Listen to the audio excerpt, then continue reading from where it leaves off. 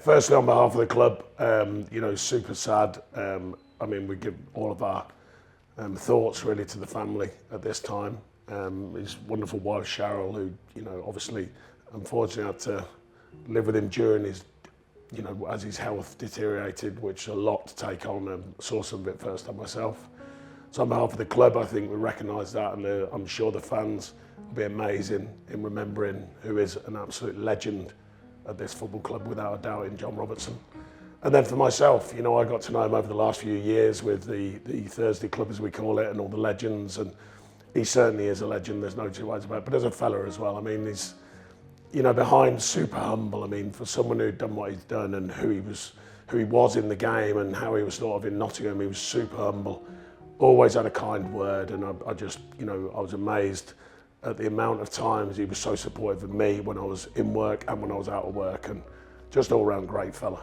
I think Brian Clough probably summed it up the most, about him being the Picasso of football, and give me 10 yards of grass and he was a genius, and all them quotes he used to come out with about him. And right, I mean, I was a young boy then, but I still remember him jinking down the line and how he could, and he had that famous drag when he'd just hold the ball back and almost entice the defender in and then just burst past them, and I mean, super clever football. I mean, I didn't see him in his pomp really, because I was very young then, but some of the guys, who spoke so highly of him playing wise were always in awe of him and the talent that he had, immense talent without a doubt. I mean, he's a character, there's no two ways about it. Who fired the cannon joke would always ask him to tell it again and again and again. The biggest thing for me was, honestly, his memory of football is unbelievable.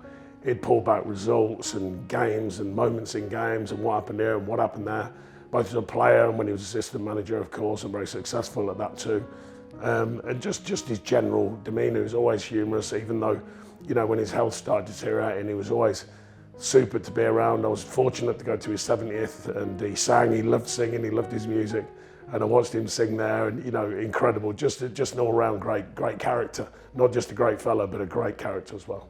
I think he'd want to be remembered as just being him.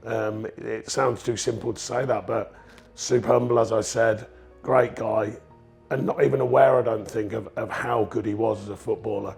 No matter how many times people told him, he was always humble about it, and always very, I remember as a young player, he was always trying to coach you, about living your life right, not drinking too much, and all that sort of stuff. And he was just an all-round, genuinely brilliant bloke, as well as being an absolutely legendary footballer, without a doubt.